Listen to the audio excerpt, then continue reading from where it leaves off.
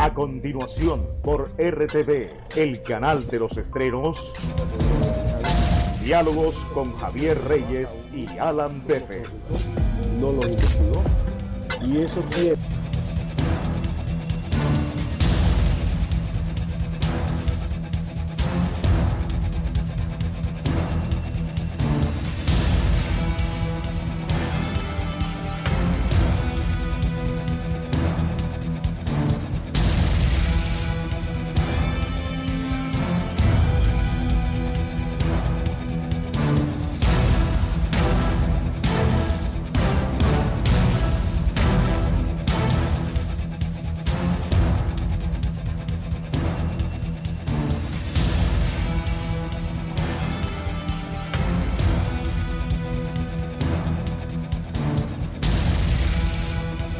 Claro que sí, doctor Roger Guevara Mena, ya está con nosotros nuestro invitado de este día y queremos realmente hablar hoy, aprovechar lo que está aquí para hablar de unos temas que se han vuelto permanentes en nuestra agenda y es el tema de frontera. Esperemos que ya pronto con las últimas definiciones se terminen.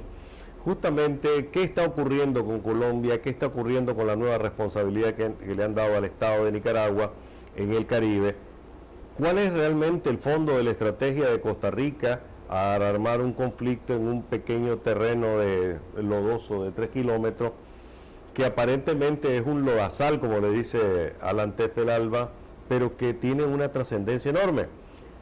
Comencemos por esos temas justamente para escuchar la opinión de nuestro especialista en temas internacionales, ex embajador también, bueno, y un gran conocedor. Adelante. Gracias por la invitación. Creo que este programa está siendo cada vez más visto por la población y afuera. Pero sobre el tema colombiano, a mí me preocupa que hemos establecido a partir de la sentencia una nueva frontera con Colombia. Nicaragua es el único país de Centroamérica, salvo Panamá, que colinda con Colombia. Nosotros somos vecinos con Colombia y nuestra constitución debe decir que colindamos con el Mar Caribe y tierra firme colombiana, puesto que así lo establece la sentencia de La Haya. Y en el momento que tenemos una frontera con Colombia, supone, al igual que con Honduras o con Costa Rica, que tienen que existir acuerdos de funcionamiento fronterizo o transfronterizo, y es lo que podría ser un tratado de libre comercio, al igual que lo tenemos con Centroamérica. Y lo que es lo lógico, porque nosotros necesitamos desarrollar esa frontera, porque hay población nicaragüense y colombiana que se va a beneficiar con un tratado de esa naturaleza. Y obviamente tenemos que abrir el mundo y abrirnos entre nosotros, entre Colombia y Nicaragua, que ya somos vecinos por decisión internacional, y que nosotros no nos hemos dado cuenta, nuestro gobierno no se ha dado cuenta, la población no se ha dado cuenta, como no se ha dado cuenta que Colombia es una potencia regional económica emergente y que tiene una capacidad militar que es la primera en el continente americano, después de los Estados Unidos. Y nosotros necesitamos abrirnos al mercado con Colombia, fortalecer nuestras relaciones con Bogotá, fortalecer nuestra misión en Bogotá con personal calificado, iniciar un proceso de análisis del Tratado de Libre Comercio que incluya libre circulación de personas, mercancías, capitales, tratado de cielos abiertos, tratados turísticos y obviamente un corredor marítimo que le permita a los colombianos, por mutua administración, acceder a su isla que están enclavadas en nuestro territorio. Yo creo que es importante que nosotros pasemos allá, dejemos de estar hablando de ilusiones, de cosas que no pueden suceder y que pasemos a cosas que tenemos en la mano.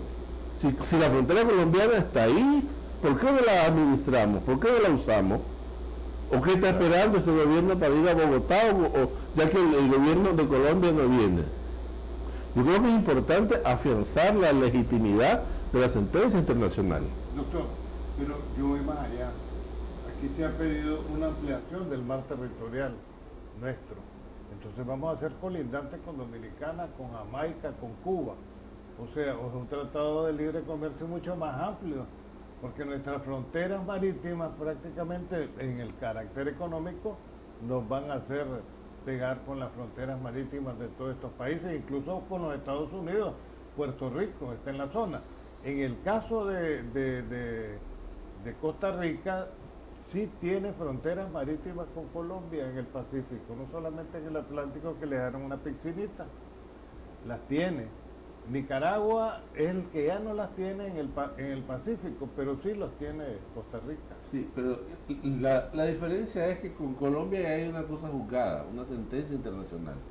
No podemos especular sobre el litis pendiente, sobre problemas que no han sobrevenido. Pero ¿cómo sería en este caso, digamos, si el litis pendiente favorece a Nicaragua? Sería un acuerdo con cada uno de los países. Bueno. ¿Usted le hace con todo? No, es un acuerdo bilateral como lo tiene Estados Unidos con el DRCAFTA. Que el DRCAFTA no es un acuerdo con la región, sino por separado, Estados Unidos con cada uno de los pequeños países. Y eso hace la diferencia del modelo europeo que nosotros copiamos en el mercado de integración centroamericano. Yo creo que es importante que estemos claros de que ahí hay una nueva frontera, esa nueva frontera hay que explotarla, dejémonos de ilusiones, hablar de refinerías y canales que todavía no vemos, para que explotemos nuestra frontera y que complementemos nuestras economías y sobre todo le demos vitalidad a esa zona nosotros, para que nos incluyan dentro del círculo turístico colombiano, que está siendo una potencia turística mundial, y obviamente nosotros saldríamos beneficiados, habría miles de empleos justamente en esta alianza con Colombia, y podríamos ser perfectamente una complementariedad, puesto que Colombia es un país enorme y nosotros somos un país pequeñito en comparación. Yo creo que dejemos de ver un poco hacia el norte o hacia otros países que no nos producen más que problemas y veamos cómo solucionamos una frontera que la tenemos ahí justamente ya dictada y que no hemos hecho nada hasta el momento, o por ineficacia, o por ignorancia, por incapacidad, pero no se ha hecho absolutamente nada y es importante que lo definamos.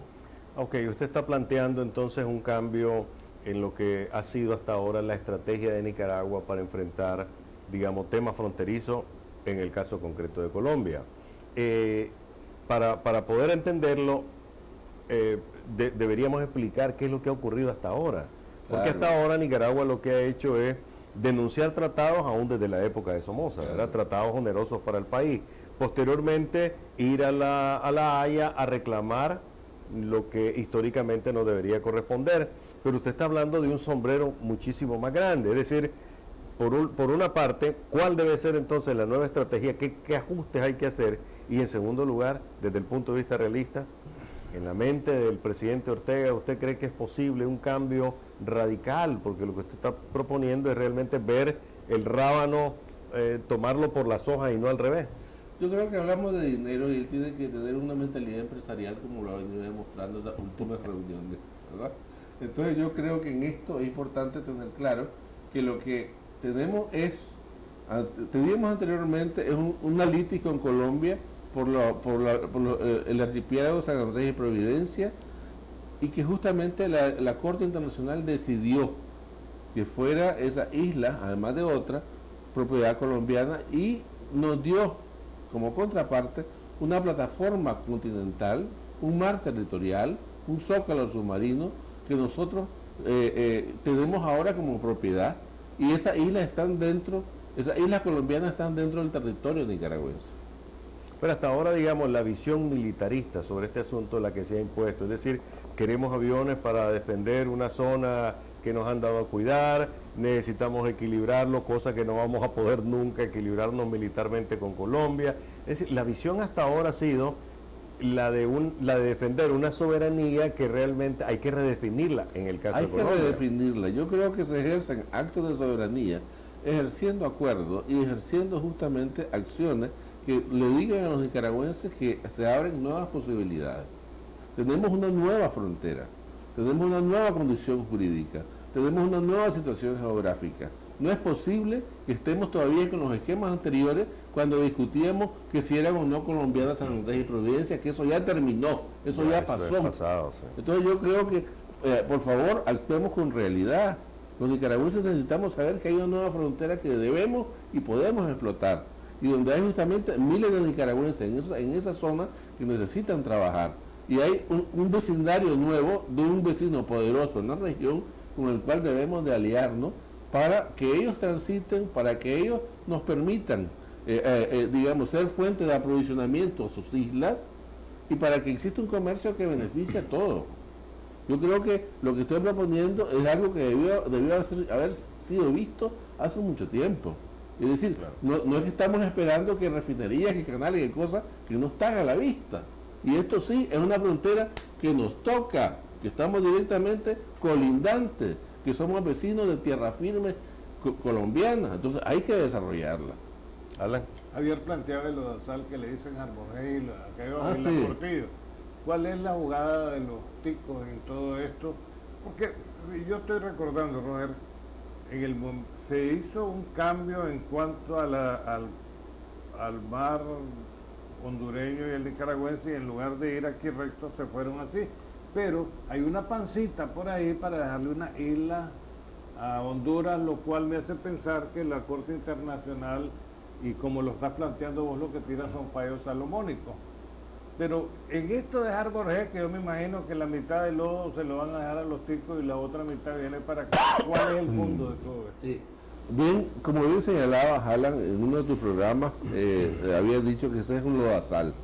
Eso es algo que no tiene económicamente ninguna rentabilidad y que solamente es la salida del río, y que eso que hayan caños a la izquierda, caños a la derecha, y que si el laudo Alexander es punto más o puntos menos, no tiene el valor económico y estratégico que puede tener, que una vez concedida esa parte para Costa Rica, como pretenden los costarricenses, a partir de esa nueva posición otorgada por derecho internacional, por una decisión judicial, ellos puedan pedir que se trace una diagonal hacia el este sobre el mar Caribe.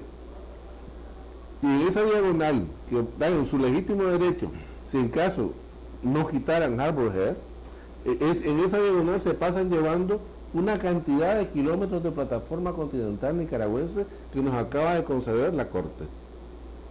Entonces nosotros tenemos que ver que el interés costarricense no es el lodazal, como vos bien llamás, Alan. No, eso no tiene importancia económica. La importancia económica son los centenares de kilómetros cuadrados donde hay petróleo, donde hay pesca industrial, donde hay pesca artesanal, donde hay minerales y hay una posición estratégica. Una pregunta, Gonzalo Facio Segreda es el canciller en el momento que se firma un convenio con Colombia y los dejan a ellos una pixilita. No puede denunciar Costa Rica esto, porque yo lo miro más interesado en armar conflicto con Nicaragua que en eso que le dejaron los colombianos, que prácticamente hasta el fallo de la Corte Internacional de La Haya eran los herederos de España y dominaban todo el mar Caribe continental. Sí, yo creo que lo que hay en esto es básicamente el deseo de ganar terreno en el Caribe a como sea, y en este caso a costa de Nicaragua, considerando que somos nosotros tradicionalmente malos negociadores. Ahora, yo veo con preocupación, Alan, que y yo se lo comentaba a César Vega de la Cancillería, que yo no vi en la argumentación de la Corte, en lo que se refiere a nuestra litis de Harbor Head con Costa Rica, nada de lo que se refiere a la diagonal que podría solicitar Costa Rica que se trace hacia el este a partir de una nueva posesión. Yo creo que debió haber sido mencionado, y estuve leyendo justamente, y yo le decía a él que yo no había encontrado ninguna argumentación en ese sentido, y que un silencio podía ser considerado como aceptación. En este caso, digamos, la estrategia de Costa Rica inicialmente, desde hace muchos años, ha sido la sanjuanización, digámoslo así, ¿verdad?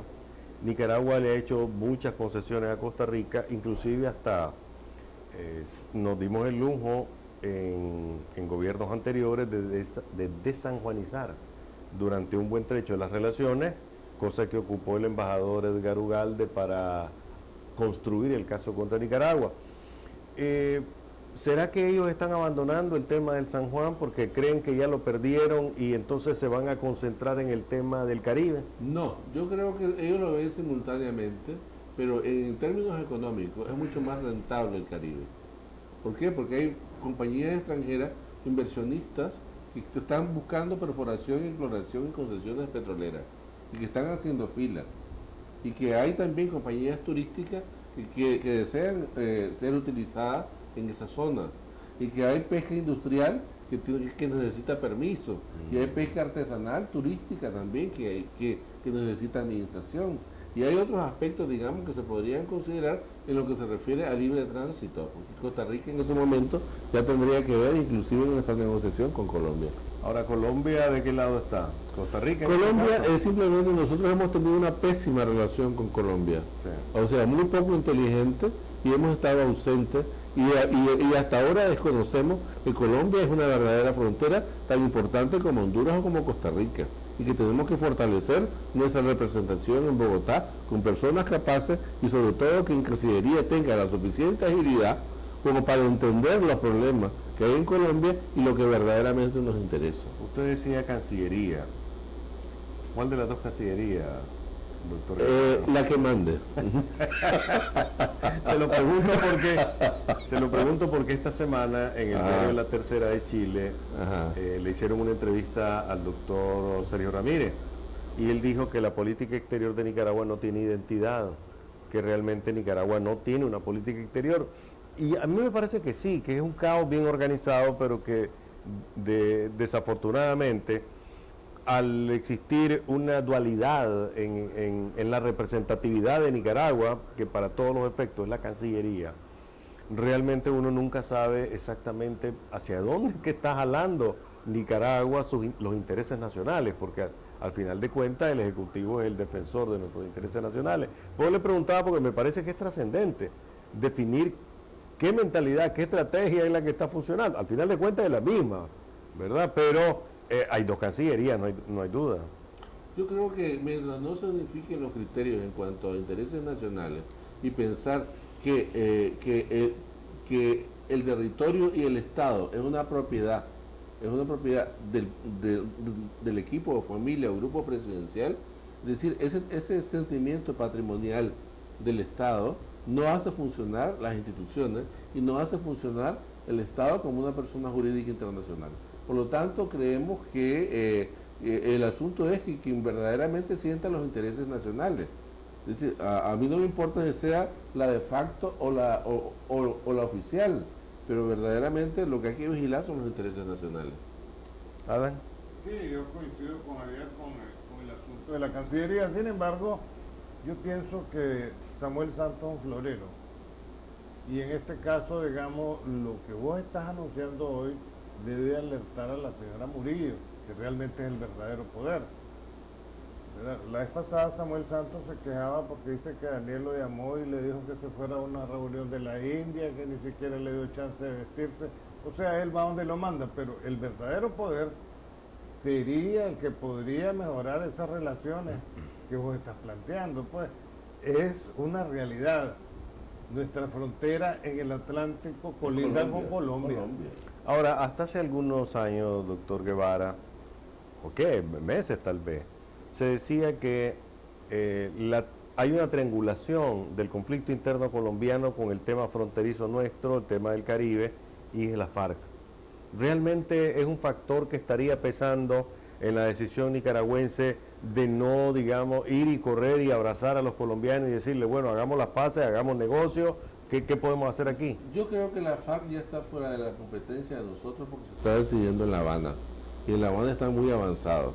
Y por supuesto, las negociaciones de La Habana no se la van a dar a que los nicaragüenses pensemos o decidamos, porque somos poca cosa en comparación a lo que se está jugando.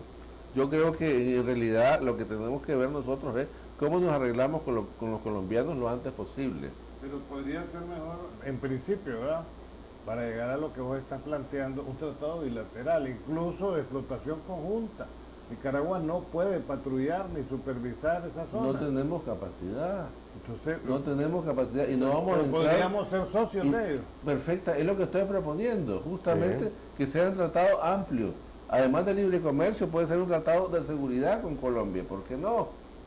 Yo creo que lo que debemos hacer es tener una diplomacia mucho más ágil y que piense en intereses nacionales verdaderamente, y no que sirva a intereses personales. Yo creo que esto es fundamental. Pero pues. es que Colombia desde hace rato, digamos, esta cuestión la ha manipulado, por lo menos estos malandros de Uribe y el otro que de Santos, para hacer política. Incluso manipularon hasta el History Channel y es más popular que Bolívar Uribe en una encuesta que se hizo la vez pasada en el continente.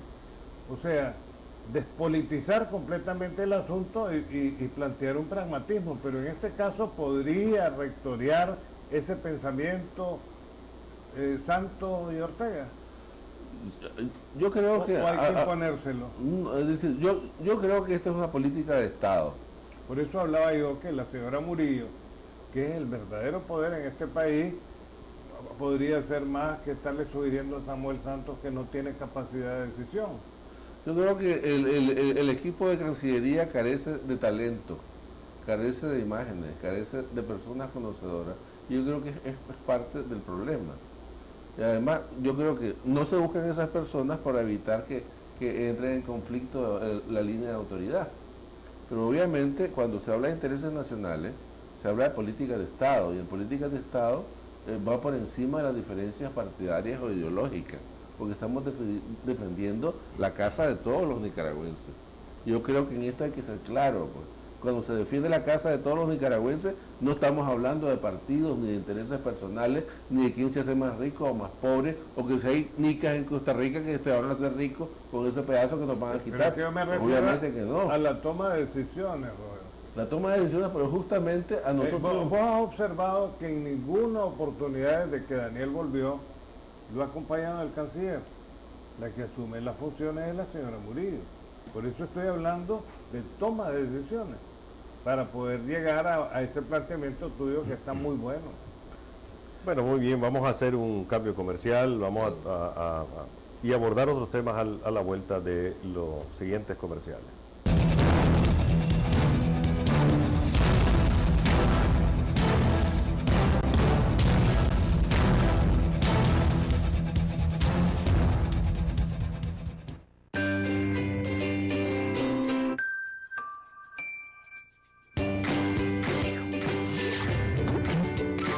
La vida de mamá está llena de momentos especiales.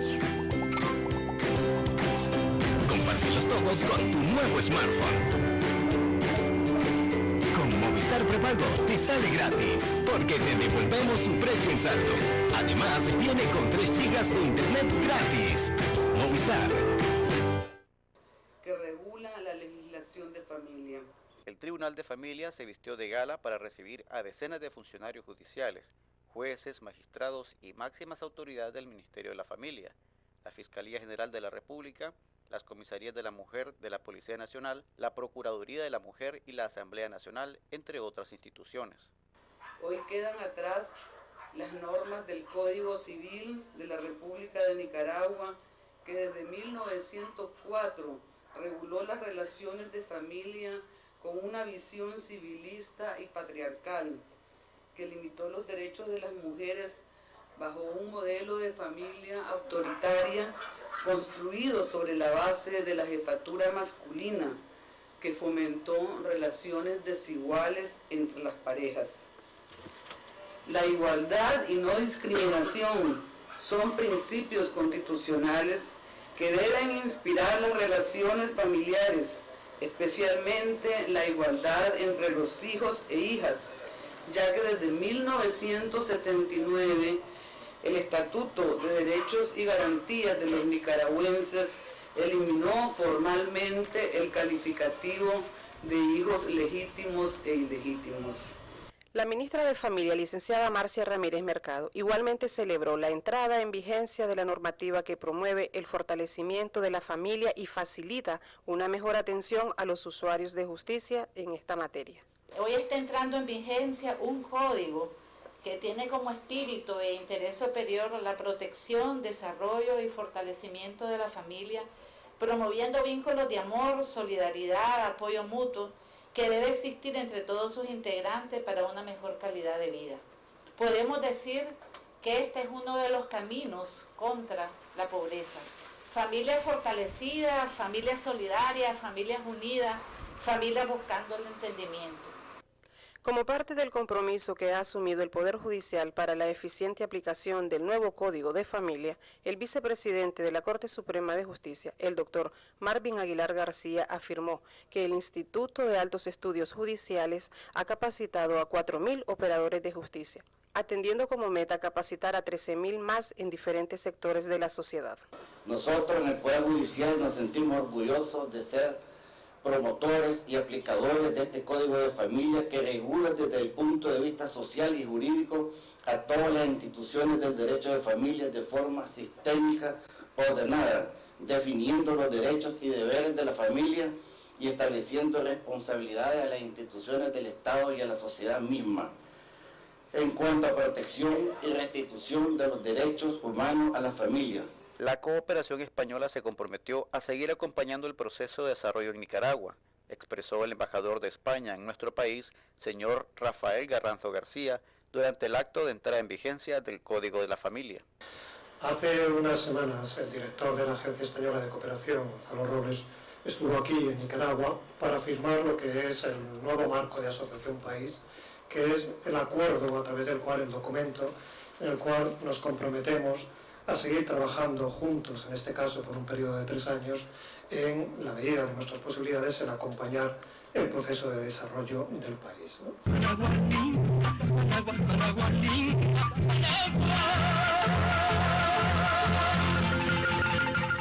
Así llora, así ríe, y así ama la sangre mexicana. ¡Qué bonito amor! Puro sentimiento, muy pronto.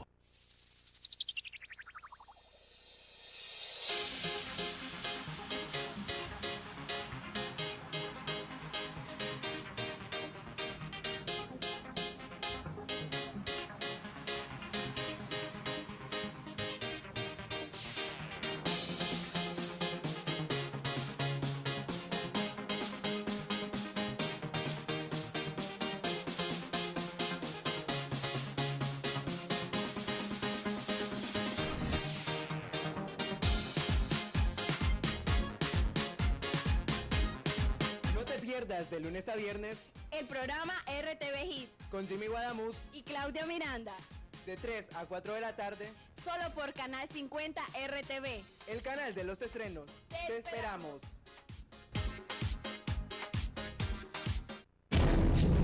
Transmitiendo por una expresión libre en Nicaragua, Radio El Pensamiento, 880 kHz y para el mundo, radioelpensamiento.com. Radioelpensamiento.com. Radio El Pensamiento, la emisora más libre para opinar e informar.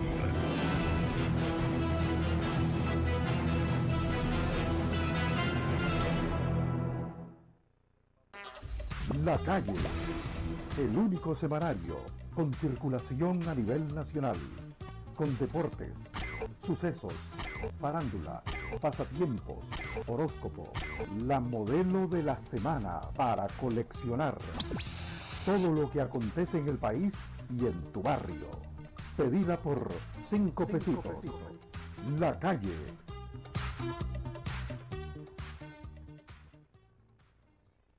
Nicaragua es la tierra de los nicas. Nicaragua es la tierra que nos vio nacer, la que nos inspira para ser cada día mejor, a luchar por nuestros sueños, orgullosos de gritar al mundo, yo soy nica. Ser nica es amar a los demás. Ser nica es saber que aunque todos seamos diferentes, lo que nos une es nuestra identidad.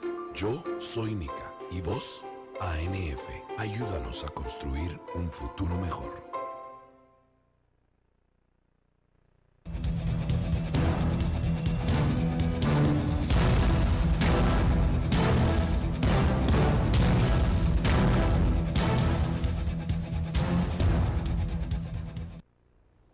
Continuamos con Diálogos Televisión con Arante Pelalba, director de Radio El Pensamiento, y nuestro invitado de hoy, el doctor Roger Guevara Mena.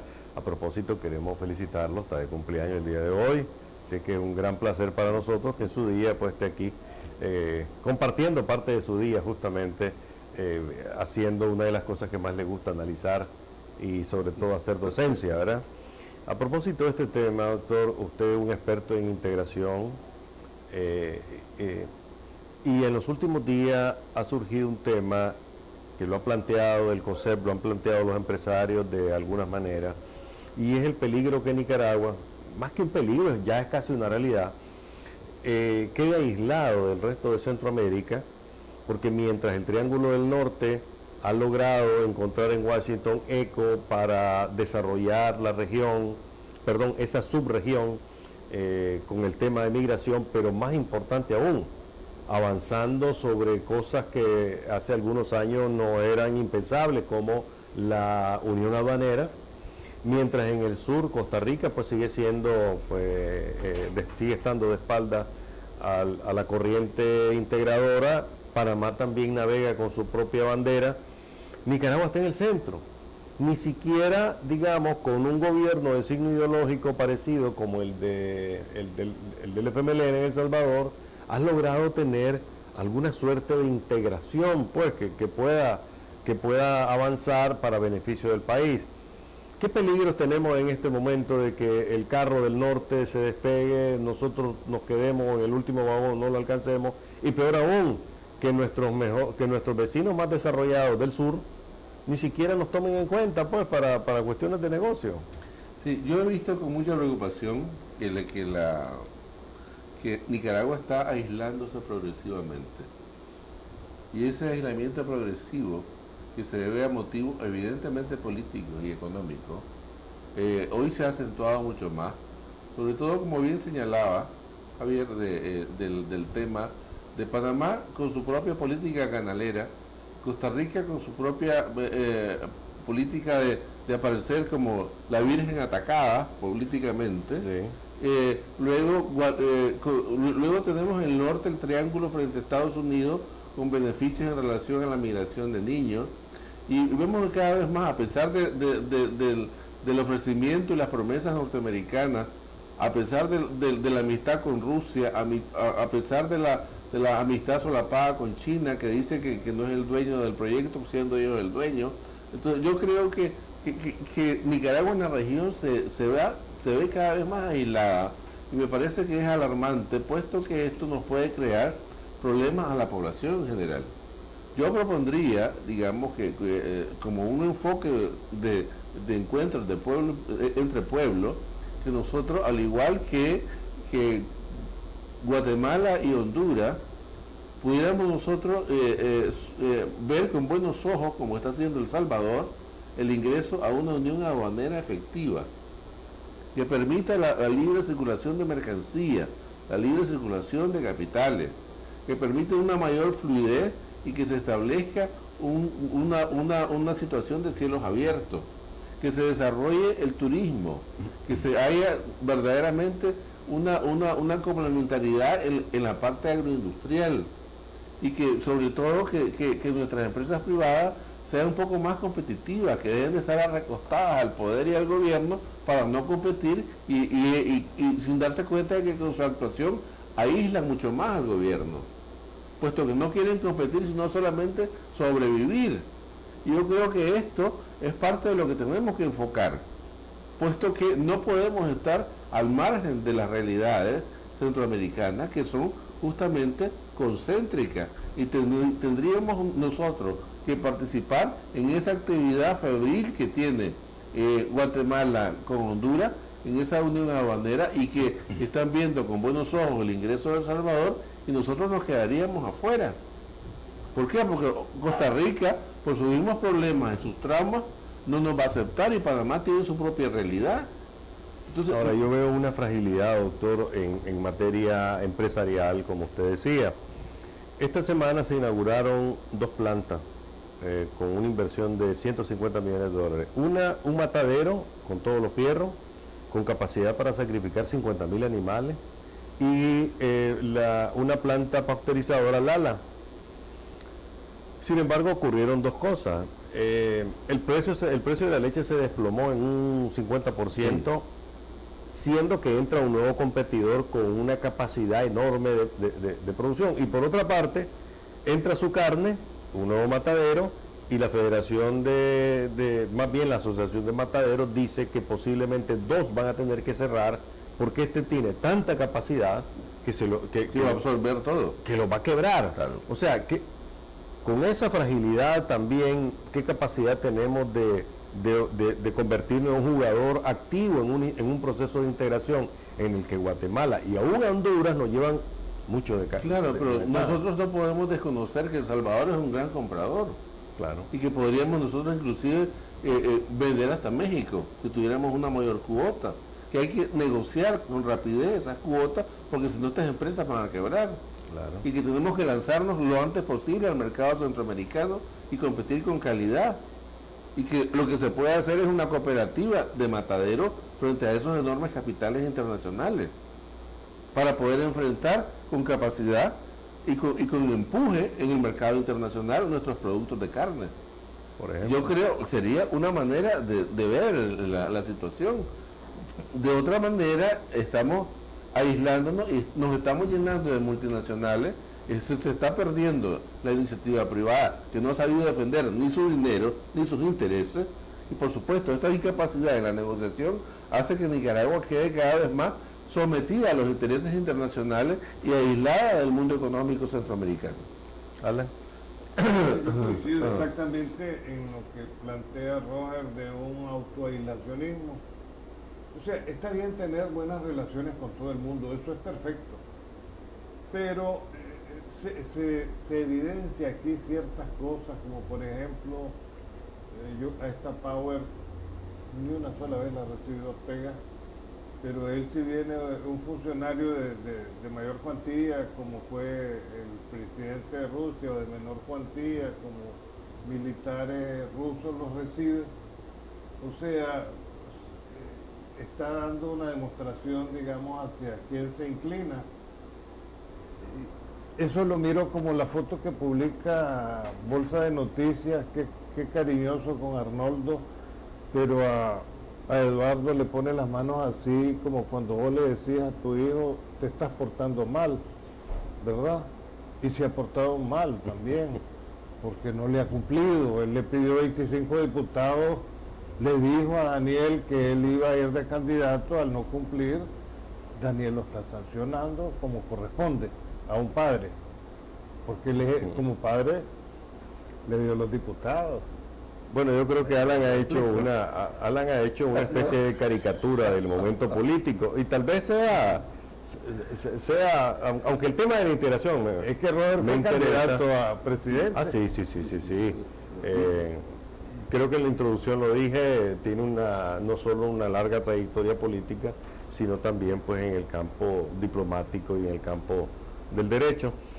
Pero bueno, tratando de encontrar exactamente qué es lo que deberíamos hacer y no lo estamos haciendo, como ya usted planteó, y justamente en el caso de la política hacia Colombia y en el caso de nuestra política de frontera, realmente no terminamos de entender cuál es nuestra política hacia nuestros vecinos, porque ocurre lo siguiente, ¿no? Desde la caída de Zelaya en Honduras, llegó un gobierno muy duro, pero empezó un proceso de acercamiento a Nicaragua. El actual presidente, Juan Orlando Hernández, no solo ha visitado Nicaragua 3 veces sin que el presidente Ortega le haya correspondido una sola vez. Sí. No solo eso, sino que la semana pasada vino a observar qué estábamos haciendo, porque dice que le gusta cómo se manejan las cosas. Teniendo un gobierno... ¿Ha venido de Nicaragua? Estuvo la semana siendo pasada. Presidente. Un par de veces, ¿verdad? ¿Y no lo recibe Daniel? ¿Cómo no? Lo que Daniel nunca ha ido. O sea, si vos tenés un amigo que te visita en tu casa, por lógica vos reciprocás, ¿no? Bueno, teniendo un gobierno altamente identificado ideológicamente como el FMLN, y una Guatemala que en los últimos tiempos pues ha sido muy, muy cercana a Nicaragua. A pesar del signo ideológico. A pesar de que ahí está la derecha, o sea, la derecha viva de todo color. Exactamente.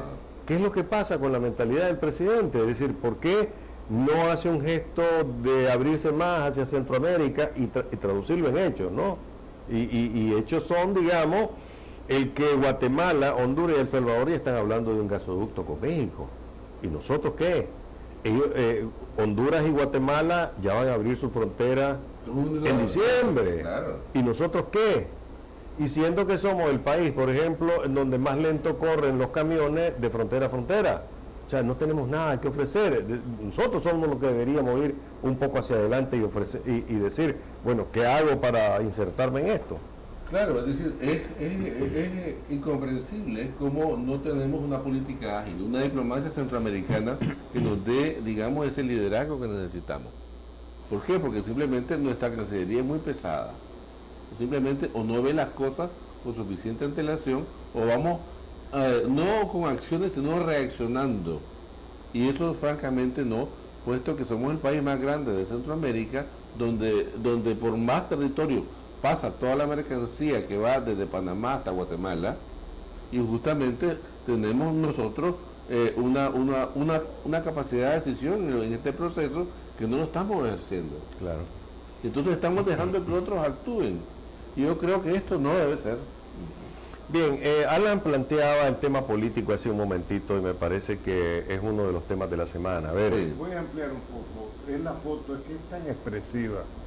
Fíjate bien, él tiene agarrado así en la foto a Montealegre. Es un padre ofendido, maltratado. Montealegre, un hijo que no... Mal portado. Pide él a 25 diputados, se le va a dar, pero le ponen una condición, vos como padre la pones, vas a ir vos de candidato, porque quiero pichón. Entonces, este anda buscando candidato en la Cristiana o en Fabio, que podrían ser una piedra en el zapato, en el camino. Hay dos elementos adicionales a eso, porque esta semana, Eduardo Montalegre tiene 2 semanas amargas, ¿verdad? De estar recibiendo bazucazos, como mordiendo leña, ¿verdad? En primer lugar, el artículo del doctor ex candidato a vicepresidente del MRS, Mundo Jarquín, le hizo mucho daño, porque lo puso moralmente como un tipo sin principio, alguien que entrega una elección a cambio de que me pagues mis deudas, mi tarjeta de crédito, lo que le debo a la venta. Es un tipo despreciable. Si pero Eduardo se le devuelve y le dice borracho al otro. Sí, le dijo que estaba en un mal día, o sea, le dijo prácticamente que estaba con sus tragos. Sí, pero esos niveles de injuria son un poco edificantes. Pues. De alguna manera. Esta semana tiene otro mal día, esta vez Eduardo, que es cuando la fiscal anuncia de que su hermano va a ir a juicio y que además le van a cambiar su casa por arresto domiciliario. Eso que es la judicialización de la política, ¿verdad? Realmente todos deberíamos pedir que ya también se incluya en la lista de cosas que no queremos ver en nuestra política, pero yo creo que viendo que Eduardo Montealegre es realmente el líder de la oposición, es el partido de oposición en la Asamblea Nacional, más esa fotografía que aunque Alan la caricaturizó, dice mucho, o sea, de la actitud como vos ves a un líder de la oposición, a tu opositor número uno, vos no le pones los 2 brazos sobre los hombros y lo ves como a los ojos, como que estás regañándolo, ¿no? Vos le tendés la mano y conversás con él cara a cara, pero en una actitud, porque además lo está viendo todo el mundo. Entonces realmente estas cosas, porque en política dicen que la forma es el fondo también, aunque a veces no sea siempre tan cierto, pero... ¿No estás en la foto? Pues eso sí, si no salía en la foto no está. A veces en política dicen que es más lo que parece que lo que es. Exactamente. ¿Ya? Entonces yo creo que el hecho de, como dice Alan, de esa figura paternalista, poco institucional, esa es la impresión, poco institucional, y es decir, donde no hay respeto entre sí. Es como un padre al que se le ha faltado el respeto y está regañando al hijo. Pero esa es la figura del caudillo, la figura del dictador. Esa figura paternalista, exacto, del Estado patrimonialista, donde el Estado soy yo, pues son conceptos medievales y tribales. Robert, vos fuiste candidato. Sí.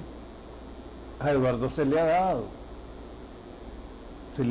Se le dieron diputados, se le han dado concesiones. Entonces se le está llamando la atención y lo ves a través del hermano. Por eso yo no me atrevo a juzgar. Ha comido el hombre. Él ha comido de la mano de Daniel.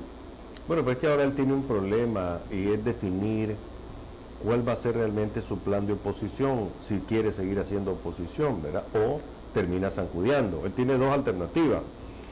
O asume una línea de oposición que no necesariamente es la del MRS, que es la de vámonos a la calle y nos fajamos ahí. Esa es otra cosa que le pidió Daniel y él no cumple. Le dio que sacar al MRS. Cuidado, le cumplen estos días porque tengo entendido que la situación está un poco tensa y que estaban negociando un nuevo acuerdo. No sabemos los términos de ese acuerdo, pero el punto es que hacia dónde va Montealegre y qué desearía el resto de la población o la población en términos generales de su próximo opositor, pues de su línea frontal de oposición. Yo creo que ya hay figuras de oposición que, como han dejado de serla, ya el pueblo no les tiene mucho interés, pues. Son figuras oficiales, obviamente, pero no son figuras representativas. Reales. Sí. O sea que hay una gran dualidad entre lo que es una oposición oficial y lo que es una oposición real. Ahora, yo creo que hay mucho, para hacer una oposición real se necesita mucha credibilidad. La credibilidad está en la base de confianza y en una conducta homogénea, confiable, sobre todo, donde se sientan que los intereses de los representados han sido expuestos y han sido defendidos.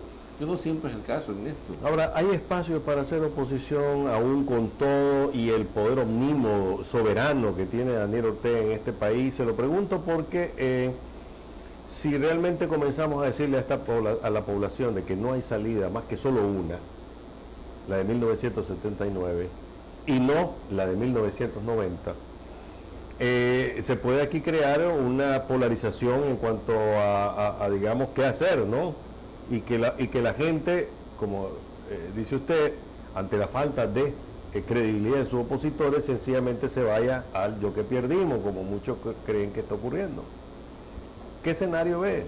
Yo creo que hay para que haya una oposición real tiene que haber garantías, y las garantías no existen. No hay. Entonces, es decir, como me han dicho a mí, mire, ¿y usted qué dice ahora? ¿Y qué quiere que le diga? ¿Cómo le voy a prometer yo algo si al final todos sabemos que si se repiten las cosas como se han repetido, de que no gana el que vota, sino el que cuenta? ¿Para qué le voy a prometer si yo no tengo capacidad de incidir? ¿O para qué le voy a prometer si yo no voy a llegarlo a ver? ¿O no me van a dejar decir lo que yo debo decir? Ahora, es decir, hay cosas que en política juegan, ¿no? Y obviamente, es decir, es una cacerola cerrada, que está en el horno, que está hirviendo y que no se puede cerrar, que es importante la válvula de escape para que se mantenga el cocimiento vivo, pues. Porque de lo contrario, si se cierra, está el peligro 79 que la gente ya aprobó que no es solución, que nuestros 50.000 muertos no sirvieron para nada. Sí. Entonces ya no quedamos más muertos porque sabemos que no sirve para nada, y volver otra vez al ciclo de quitarte vos para ponerme yo y a inventar nuevas historias de ideología, pues francamente el pueblo está cansado. El pueblo lo que quiere es trabajo, es oportunidades, es cambios verdaderos, es rostros creíbles, gente inteligente, con capacidad de dirección y con experiencia. Yo creo que eso es lo que hay que tratar de conseguir, pues, credibilidad para hacer verdaderamente una oposición. Ahora, Daniel Ortega está dispuesto a ir a otras elecciones, ganarla y seguir con el sombrero de inconstitucional o de fraudulento. Porque en todo caso, ya el hecho mismo de que esté el mismo Consejo Supremo Electoral cuestionado en los últimos procesos, vuelva a contar los votos, pues es volver a decir, bueno, esto es lo mismo, la misma película, esta ya la vi. Yo creo que él gana el que cuenta y no el que gana. Y no el que vota. Leonardo Arguello, ¿verdad? Por eso yo creo que en esto es importante definir con qué sombrero se quiere continuar. Claro. ¿Ya? Y obviamente, cuando se tiene un interés, cuando se trabaja en función del poder y no de los intereses generales, pues lógicamente que vamos a seguir en eso, si trabaja por el poder. Pero si él verdaderamente trabaja por los intereses nacionales y de todos los nicaragüenses, va a tener que cambiar.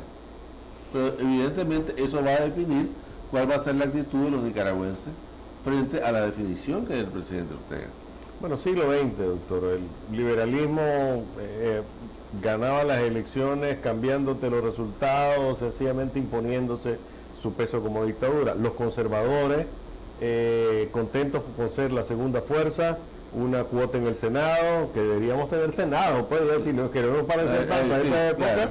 y una cuota en la Cámara de Diputados. Es decir, puede seguir funcionando ese esquema, ya estamos predestinados por la historia a continuar sobre eso. Yo creo que ya el pueblo en este momento ha perdido la perspectiva política porque tiene básicamente una perspectiva de sobrevivencia.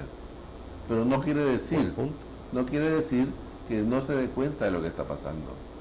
El pueblo quiere encontrar primero soluciones económicas y te aseguro que este pueblo políticamente, una vez que crea solucionado su problema económico, va a hacer un ajuste de cuentas nacional. Sobre lo que dice Roger, qué mejor situación económica que en la época de los Somoza. Y en el momento en que se produce aquí la revolución, Nicaragua está en su mejor momento económico. Claro, yo creo que no habría que esperar crisis económica. Bueno, aquí solo para dejar el ambiente picado, aquí vino una politóloga guatemalteca, Gloria Álvarez. Usted estuvo, ¿verdad? No, pero lo vi por televisión. Y ella dijo que los gobiernos populistas se alimentan de la pobreza, que no puede existir gobiernos como el de Daniel Ortega sin una masa pobre enorme, dominante, y que por tal razón ella no veía en gobiernos populistas como este una intención verdadera de cambiar el panorama social. Si eso es así, entonces estamos como en el siglo XX, ¿no? Yo creo que si eso es así, vivimos un enorme riesgo. Porque nosotros no somos ni solidarios, ni educados, ni muy cristianos, y sobre todo somos un pueblo que se ha demostrado ser eminentemente pasafactura. Bueno. Entonces yo creo que cada quien se arriesga a lo que cree que se tiene que arriesgar. Alan, para concluir. Bueno, yo coincido con él, cada quien ficha su juego. Sin embargo, se me va a quedar en mi mente, porque hay cosas, y eso le ha pasado a ustedes, que te quedan como fotografía en la mente. Yo recientemente le llamé la atención a una hija mía y le puse el brazo así, y estaba muy severo, estaba serio. Y esa es la imagen que se me vino de Daniel, de un hijo desobediente de parte de Montealegre Rivas, que no le cumplió. Y al no haber cumplido, es objeto de sanción, vos sancionas a tus hijos cuando no te cumplen. Sí, pero yo no puedo pretender ser el padre de la patria y que todo el mundo tiene que obedecerme como hijo. Sí, es mucho pedir. Exactamente, eso es mucho pedir. Bueno, ha sido un programa muy ameno, doctor. Nuevamente le reiteramos nuestras felicitaciones por su cumpleaños. A todos ustedes, gracias, ¿verdad? Y lo esperamos como siempre la próxima semana.